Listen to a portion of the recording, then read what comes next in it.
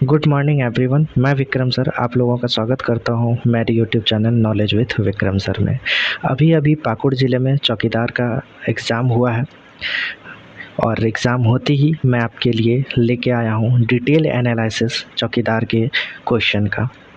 तो अगर आप लोग इस वीडियो को देख रहे हैं, अगर आप लोगों ने चौकीदार का एग्ज़ाम दिया है तो आप इस वीडियो को पूरा देखें ताकि आपको पता चल सके कि आपने कितने क्वेश्चन सही किए हैं और कितने क्वेश्चन आपके गलत हुए हैं। और कमेंट बॉक्स में ज़रूर बताएं जितने भी मार्क्स आपके आ रहे हैं, क्योंकि मैं पूरा डिटेल एनालिसिस लेके आया हूँ सारे सही आंसर के साथ, सारे सटीक आंसर के साथ। तो आप इस वीडियो को पूरा देखें और लास्ट में कमेंट बॉक्स में ज़रूर बताएं कि आपके कितने मार्क्स आ रहे हैं, ताकि मैं आगे के वीडियो में आपके लिए एक सटीक एनालिसिस लेके आ सकूं कट ऑफ के बारे में। ठीक है, तो चलिए बिना टाइम गवाए स्टार्ट करते हैं आज का जो पाकुड़ के चौकीदार एग्ज़ाम हुआ है पाकुड़ में, तो उसके पहले क्वेश्चन से। ठीक है, तो पहला क्वेश्चन है आप लोगों को, जो कि मेरे मोबाइल के स्क्रीन में आपको दिख रहा होगा कि 2011 की जनगणना के अनुसार पाकुड़ ज़िले में लिंगानुपात महिलाओं प्रति 1000 पुरुष का अनुपात कितना था। तो हम लोग अगर पाकुड़ जिला की बात करें लिंगानुपात दर की, तो आपको पता होगा कि ग्रामीण शहर में आपका जो ग्रामीण क्षेत्र है वहाँ 991 लिंगानुपात है प्रति 1000 में, और शहर की बात करें तो 962 है। तो अगर हम दोनों को डिवाइड करें तो एवरेज लगभग क्योंकि यहाँ पे क्वेश्चन क्या आया है कि पाकुड़ ज़िले का पूछा गया है, ना कि शहरी पूछा गया है ना ग्रामीण पूछा गया है। तो अगर हम लोग 991 जो कि ग्रामीण क्षेत्र का है और शहरी 962 अगर उसे डिवाइड करते हैं तो हम लोग का लगभग 976 आता है। तो इस 976 के आसपास का ऑप्शन क्या है? C number 975। तो इस क्वेश्चन का आंसर हम लोगों का क्या हो जाएगा? सी नंबर 975 राइट आंसर हो जाएगा। ठीक है, फिर सेकंड क्वेश्चन में हम लोग पहुँचते हैं, और संथाल परगना काश्तकारी अधिनियम जिसे हम लोग एसपीटी एक्ट बोलते हैं, ये किस वर्ष पारित किया गया था? तो इसका जो आंसर हो जाएगा आप लोगों का वो हो जाएगा 1949। जो एसपीटी एक्ट था संथाल परगना का, वो आपके 1949 में पारित किया गया था। नेक्स्ट हम लोग बात करते हैं क्वेश्चन नंबर 3, जो कि संथाल परगना काश्तकारी अधिनियम का जो मुख्य उद्देश्य पूछा गया है कि आखिर मुख्य उद्देश्य क्या था। तो जो मुख्य उद्देश्य था आपका संथाल परगना काश्तकारी अधिनियम का, वो था कि आदिवासी का भूमि की सुरक्षा के लिए अपनाया गया था। तो क्वेश्चन नंबर 3 का जो आंसर होने वाला है वो बी हो जाएगा। ठीक है, हम लोग आगे बढ़ते हैं और बात करते हैं क्वेश्चन नंबर 4 की कि संथाल विद्रोह किस वर्ष शुरू हुआ था। जो संथाल विद्रोह जो शुरू हुआ था वो आपका था क्वेश्चन नंबर 4 का जो आंसर होने वाला है आपका 1855, यानी संथाल विद्रोह जो था वो 1855 में शुरू हुआ था।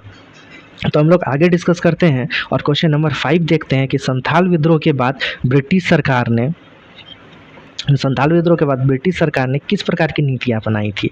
तो ब्रिटिश सरकार ने संथाल विद्रोह के बाद भूमि सुधार और आदिवासी अधिकारों की रक्षा की नीतियाँ अपनाई थी। तो जैसा कि आप देख पा रहे हैं ऑप्शन नंबर ए इस क्वेश्चन का आंसर हो जाएगा। ठीक है, औद्योगिक विकास, सामाजिक सुधार और सैन्य विस्तार ये नहीं होगा आंसर।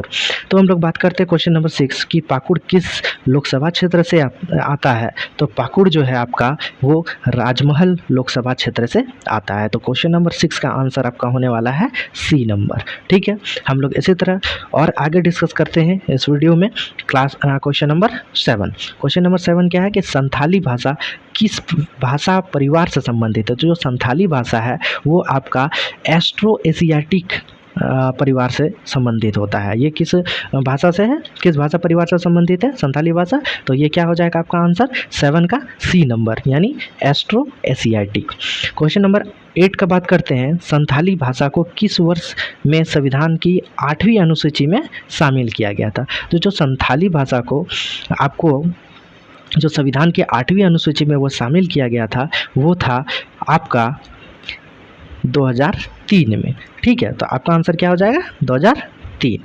क्वेश्चन नंबर 9 बात करते हैं। क्वेश्चन नंबर 9, संथाली भाषा के लेखक और कवि कौन थे जिन्हें इसे बढ़ावा दिया, यानी संथाली भाषा को बढ़ावा देने वाला कवि कौन था। तो संथाली भाषा के जो फेमस राइटर थे वो थे पंडित रघुनाथ राम, यानी 9 नंबर क्वेश्चन का आंसर आपका क्या हो जाएगा पंडित रघुनाथ राम। ठीक है, 9 का ए नंबर आंसर। मैं अभी थोड़ी देर पहले ही पाकुड़ चौकीदार का एग्ज़ाम हुआ है और आपके लिए सबसे पहले यूट्यूब में आपके लिए सटीक और अच्छा एनालिसिस लेके आया हूँ। तो आप ज़रूर इस वीडियो को देखें और आपको अगर अच्छा लग रहा हो तो मेरे चैनल को सब्सक्राइब करें और कमेंट बॉक्स में ज़रूर बताएं कि आपके कितने मार्क्स आ रहे हैं। तो हम लोग नेक्स्ट आगे बढ़ते हैं और क्वेश्चन नंबर 10 डिस्कस करते हैं कि संथाली भाषा में ओल चिकी क्या है। संथाली भाषा में ओल चिकी जो है शब्द का जो ओल चिकी होता है उसका क्या अर्थ होता है। ठीक है, तो जो संथाली भाषा में ओल चिकी जो है वो क्या है, एक प्रकार का लिपि है। क्या है, ओल एक प्रकार का लिपि। तो इसका आंसर क्या हो जाएगा 10 का बी नंबर। हम लोग आगे बढ़ते हैं और 11 नंबर डिस्कस करते हैं कि संथाली भाषा का कौन सा शब्द माँ के लिए उपयोग किया जाता है। तो संथाली भाषा का जो माँ के लिए शब्द उपयोग किया जाने वाला है उसे हम लोग गोगो बोलते हैं। तो 11 का आंसर क्या हो जाएगा आप लोगों का डी। नेक्स्ट हम लोग बात करते हैं 12 नंबर का, जो कि बंगाली भाषा किस लिपि में लिखी जाती है, ये क्वेश्चन है। तो बंगाली भाषा जो है वो बंगाली ही लिपि में ही लिखी जाती है। तो 12 का आंसर आपका क्या हो जाएगा सी। हम लोग नेक्स्ट आगे बढ़ते हैं और बात करते हैं 13 नंबर की बंगाली भाषा में राष्ट्रगान जो जन गण मन था इसे किसने लिखा था। तो इसे रविंद्रनाथ टैगोर ने लिखा था। ठीक है, तो इसका 13 का आंसर क्या हो जाएगा ए।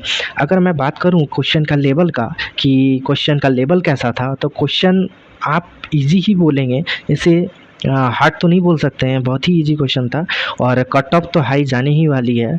मुझे तो 45 से 50 के बीच कट ऑफ जाएगी ही जाएगी मुझे लग रहा है। ठीक है, चलिए हम लोग आगे बात करते हैं क्वेश्चन नंबर 14 कि बंगाली भाषा को संविधान की किस अनुसूची में शामिल किया गया है। तो आपका इसका आंसर जो हो जाएगा सी नंबर। 8वीं अनुसूची में 22 भाषाओं को शामिल किया गया था जिसमें से बंगाली भी था। नेक्स्ट हम लोग बात करते हैं कि 15 नंबर क्वेश्चन कि बंगाली भाषा के प्रसिद्ध कवि और विश्व कवि किसे कहा जाता है। ठीक है, तो 15 का जो आंसर हो जाएगा वो सी हो जाएगा, जैसे रविंद्रनाथ टैगोर। तो बंगाली भाषा के जो प्रसिद्ध कवि थे रविंद्रनाथ टैगोर थे। नेक्स्ट हम लोग बात करते हैं क्वेश्चन नंबर 16। तो क्वेश्चन नंबर 16 आपको मेरे मोबाइल स्क्रीन में दिख रहा होगा कि बंगाली भाषा किस दिन को बंगाली भाषा दिवस के रूप में मनाई जाती है। तो बंगाली भाषा दिवस के रूप में जो है 21 फरवरी को मनाई जाती है। ठीक है, तो 16 का आंसर आपका हो जाएगा ए नंबर। 17 नंबर अगर हम लोग बात करें कि अगर किसी त्रिभुज के सभी कोण बराबर है तो उसे क्या कहते हैं। तो आप लोगों को मैं बता दूं, अगर किसी भी त्रिभुज का सब कोण बराबर होता है और वो एक ही त्रिभुज है जिसका सारा कोण बराबर होता है, समबाहु त्रिभुज, यानी 17 का आंसर हो जाएगा डी, क्योंकि इसके जो सभी कोण होते हैं 60 डिग्री के बराबर होते हैं। ठीक है, तीनों कोणों का जो मान होता है वो 60 होता है और तीनों त्रिभुज का तीनों कोणों का योग कितना होता है 180 डिग्री। तो 60 कितना हो गया 180 डिग्री हो गया। ठीक है, तो 17 का जो आंसर हो जाएगा क्या हो जाएगा डी नंबर, यानी अगर किसी त्रिभुज के सभी कोण बराबर हैं तो उसे समबाहु त्रिभुज कहेंगे। 17 का आंसर डी हो जाएगा। 18 नंबर हम लोग बात करें, 18 नंबर क्वेश्चन कि किस संख्या को शून्य से विभाजित, अगर किसी संख्या को शून्य से विभाजित करने पर परिणाम क्या आता है। तो ये बहुत ही इजी क्वेश्चन है कि किसी भी संख्या से अगर हम शून्य से विभाजित करेंगे तो उसका आंसर या उसका परिणाम अनंत आता है, यानी 18 का आपका आंसर सी होने वाला है। अगर हम लोग 19 नंबर का बात करें तो 19 नंबर बहुत इजी क्वेश्चन है कि पाई का अनुमानित मान क्या होता है। तो आप लोगों को पता होगा कि जो पाई का मान होता है 22/7 होता है और अगर हम लोग 22/7 को यानी 22/7 को जब भागा देंगे तो आप देखिए जो इसका आंसर आएगा 3.14 आएगा। क्या आएगा 3.14। तो यानी 19 नंबर का आंसर क्या हो जाएगा आपका ऑप्शन नंबर बी। ठीक है, फिर हम लोग बात करते हैं 20 नंबर कि यदि किसी आयत का क्षेत्रफल 50 वर्ग मीटर है और इसकी चौड़ाई 5 मीटर है तो लंबाई कितनी हो जाएगी।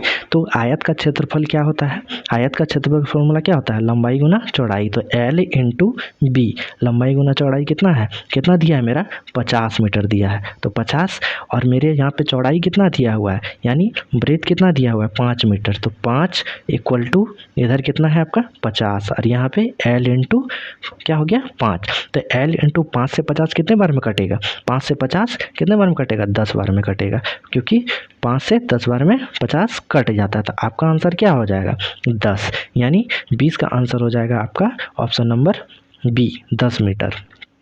ठीक है, बहुत ही इजी क्वेश्चन है मैथ में। हम लोग आगे बढ़ते हैं और 21 नंबर का डिस्कस करते हैं कि दो संख्या 12 और 15 का एचसीएफ कितना होगा। तो अगर हम लोग क्या करते हैं, छोटी संख्या से बड़ी संख्या को भाग देते हैं एचसीएफ निकालने के लिए। तो आप लोग देखिए 12 से अगर हम लोग 15 को भाग देंगे तो क्या हो जाएगा, एक बार में कटेगा, ठीक है, 12। तो 15 में 12 घटेगा तो कितना बचेगा, 3।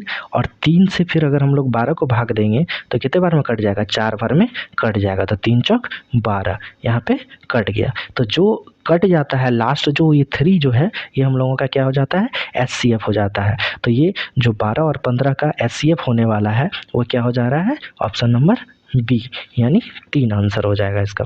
हम लोग 22 नंबर का बात करें कि यदि किसी वृत्त की त्रिज्या 7 सेंटीमीटर है तो इसका क्षेत्रफल क्या होगा। तो वृत्त का क्षेत्रफल क्या होता है, पाई आर स्क्वायर, यानी पाई आर स्क्वायर। तो पाई आर और स्क्वायर, पाई का मान कितना होगा, 22/7, और आर का मान कितना दिया हुआ है यहाँ पे, 7। तो 7 इंटू 7, तो 7 से 7 कट जाएगा, और 22 को अगर हम 7 से गुना करेंगे तो आंसर क्या आ जाएगा, 154 सेंटीमीटर, 154 सेंटीमीटर स्क्वायर। तो 22 का जो आंसर हो जाएगा ए नंबर हो जाएगा।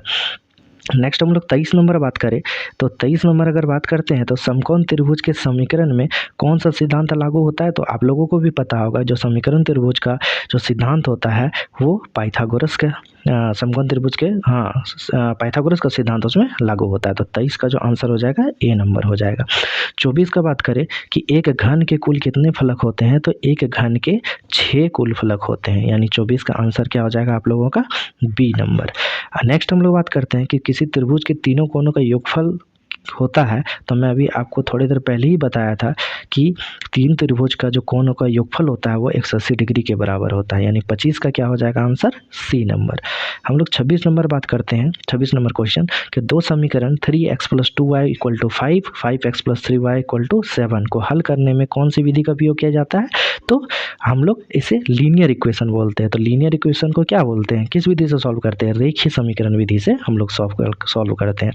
तो 26 का जो आंसर आपका होने वाला है डी नंबर ऑप्शन, ठीक है। नेक्स्ट हम लोग आगे बढ़ते हैं और 27 नंबर बात करते हैं कि यदि सभी कुत्ते बिल्लियां हैं और कुछ बिल्लियां जानवर है तो निम्नलिखित में से कौन सा सही निष्कर्ष है। तो ये रीजनिंग का सवाल है और इसे हम लोग कैसे सॉल्व करेंगे आप लोग स्क्रीन में देखिए।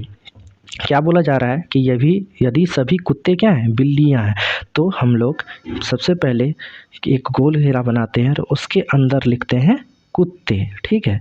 तो सभी कुत्ते क्या हैं, सभी कुत्ते बिल्लियां हैं। तो सभी कुत्ते जो हैं ये हो गए बिल्लियां हैं, ऐसे हम लोगों का डायग्राम बनने वाला है, ठीक है। तो सभी कुत्ते क्या हैं, सभी कुत्ते बिल्लियां हैं और कुछ बिल्लियां जानवर है। तो कुछ बिल्लियां, ठीक है, तो कुछ बिल्लियां क्या है, जानवर, ठीक है, कुछ बिल्लियां जानवर है। तो इसमें पूछा गया है तो निम्नलिखित में से कौन सा सही निष्कर्ष है। तो सभी जानवर कुत्ते हैं, क्या सभी जानवर जो हैं वो कुत्ते हैं, बिल्कुल भी गलत, ये आंसर नहीं हो सकता। दूसरा क्या है, सभी बिल्लियां कुत्ते, जो सभी बिल्ली है क्या कुत्ता है, नहीं, सभी कुत्ते बिल्लियां लेकिन सभी बिल्ली कुत्ती हैं, नहीं है, यानी ऑप्शन नंबर बी भी नहीं होगा। और ऑप्शन नंबर डी, कोई भी बिल्लियां जानवर नहीं है, नहीं, देखिए कुछ बिल्ली जानवर है, यानी ऑप्शन नंबर डी भी नहीं हो सकता। तो कुछ कुत्ते जानवर हैं, आपका सी नंबर इसका आंसर होने वाला है, 27 का सी राइट आंसर हो जाएगा। हम लोग 28 नंबर का बात करें, यदि ए का मान 6 है और बी का मान 8 है तो a² + b² का मान क्या होगा। आप आराम से इसका वैल्यू पुट कर सकते हैं। तो a का मान 6 है तो 6 का स्क्वायर कितना हो जाएगा, 36, और b का मान कितना है, 8, 8 का स्क्वायर कितना हो जाएगा, 64, और 64 में 36 ऐड करेंगे तो हम लोग का क्या आएगा आंसर, 100, यानी 28 का आंसर क्या हो जाएगा, सी नंबर, ठीक है। हम लोग आगे बढ़ते हैं और 29 नंबर डिस्कस करते हैं। 29 नंबर है कि कौन जिसका माप 90 डिग्री से अधिक होता है उसे क्या कहते हैं। तो जिस भी कोण का माप 90 डिग्री से अधिक होता है उसे अधिक कोण बोलते हैं, ठीक है। तो इसका आंसर क्या हो जाएगा, ऑप्शन नंबर सी, ठीक है। हम लोग 30 नंबर बात करते हैं। 30 नंबर क्वेश्चन आपका बोल रहा है कि दो संख्या हैं 15 और 20 जिनका एलसीएम जो है क्या होगा। तो 15 और 20, अगर 15 और 20 को हम लोग अगर इसका फ्रैक्शन देखें, या 15 को क्या लिख सकते हैं, 3 × 5 यानी 3 × 5 = 15, और 20 को क्या लिख सकते हैं, 20 को हम लोग लिख सकते हैं 4 पंचे 20, तो कॉमन इसमें क्या है 5, ठीक है, और अलग अलग क्या है 3 और 4 है, तो एलसीएम हम लोग सब कुछ लेना पड़ता है, तो 5, 3 और 4 को गुना करेंगे तो 4 तिया 12, 12 पंचे 60, तो इसका आंसर क्या हो जाएगा सी नंबर, यानी 30 का आपका आंसर जो हो रहा है सी नंबर हो रहा है। क्वेश्चन नंबर 31 का बात करते हैं कि पाकुड़ जिले की स्थापना कब की गई थी, तो पाकुड़ जिले की स्थापना जो है आपकी 1994 में की गई थी। तो आपका जो इसका आंसर हो जाएगा 31 नंबर का ऑप्शन नंबर ए, ठीक है। 32 नंबर क्वेश्चन हम लोग बात करते हैं कि पाकुड़ जिला किस प्रमंडल का हिस्सा है, तो आप लोगों को पता होगा कि 32 का आंसर बी होने वाला है, क्योंकि पाकुड़ जिला जो है संथाल परगना प्रमंडल का हिस्सा है। पाकुड़ जिले की जनसंख्या 2011 के जनगणना के अनुसार लगभग कितनी थी, 33 नंबर क्वेश्चन। 33 नंबर क्वेश्चन का आंसर जो है ऑप्शन नंबर बी होगा, क्योंकि 9 लाख से कुछ ज़्यादा था, कुछ ज़्यादा होता है संख्या, ठीक है, तो इसमें लगभग अप्रॉक्स देना चाहिए था, तो इसका आंसर जो है 33 का बी होने वाला है। हम लोग 34 नंबर का बात करते हैं और 34 नंबर देखते हैं कि पाकुड़ जिले की साक्षरता दर 2011 की जनगणना के अनुसार कितनी थी, तो पाकुड़ जिले की जो साक्षरता दर थी वो 2011 की जनगणना के अनुसार 48.82 है, यानी 34 का जो आपका आंसर हो जाएगा ए राइट आंसर हो जाएगा। हम लोग नेक्स्ट बात करते हैं 35 नंबर कि पाकुड़ जिले में कौन सा खनिज मुख्य रूप से पाया जाता है, तो पाकुड़ जिले में मुख्य रूप से चूना पत्थर आपका पाया जाता है, तो आपका 35 का राइट आंसर हो जाएगा बी नंबर। नेक्स्ट हम लोग बात करते हैं कि पाकुड़ जिले का क्षेत्रफल लगभग कितना है, तो पाकुड़ जिले का जो क्षेत्रफल लगभग है वो 1805 वर्ग किलोमीटर है, यानी कि आपका 36 नंबर का आंसर ए नंबर होने वाला है। नेक्स्ट हम लोग बात करते हैं क्वेश्चन नंबर 37 कि पाकुड़ जिले किन जिलों से घिरा हुआ है, तो आपको पता होगा पाकुड़ जिले जो है साहिबगंज, दुमका और गोड्डा से घिरा हुआ है, यानी 37 का आंसर आपका क्या होने वाला है ए नंबर।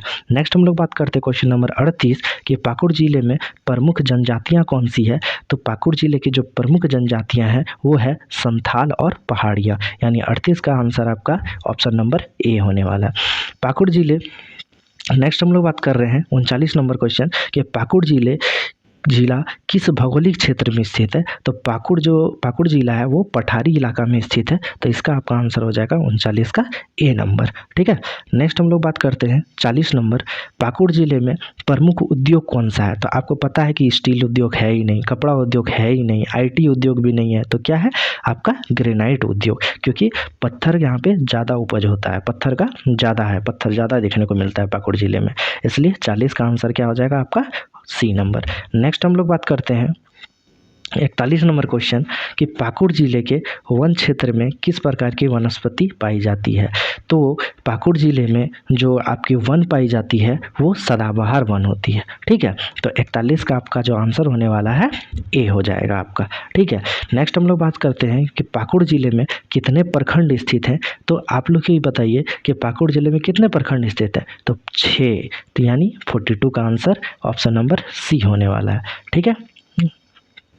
मैं सबसे पहले YouTube में आपके लिए ये वीडियो लेके आ रहा हूँ, क्योंकि अभी अभी मेरे क्वेश्चन मिला है और मैं अभी अभी इसे सॉल्व करके आपके लिए लेके आया हूँ। अभी तुरंत ही पाकुड़ ज़िले में चौकीदार का एग्ज़ाम हुआ है, तो आप कमेंट बॉक्स में अपना क्वेश्चन सॉल्व करने के बाद, इसे मिलाने के बाद कितने मार्क्स आ रहे हैं आप ज़रूर कमेंट बॉक्स में लिखें, ठीक है। तो हम लोग नेक्स्ट क्वेश्चन डिस्कस करते हैं 43 नंबर पाकुड़ ज़िले में कौन सा प्रमुख हिल स्टेशन स्थित है, तो आप लोग को पता होगा जो पारसनाथ ये गिरिडीह में स्थित है, नेतरहाट है ही नहीं, सिमत शिखर भी गिरिडीह में है शायद, ठीक है, तो ये सब है ही नहीं, तो क्या हो जाएगा पाकुड़ जिले में कौन सा प्रमुख हिल स्टेशन स्थित है, यानी इनमें से कोई नहीं, यानी 43 का आपका आंसर डी नंबर होने वाला है।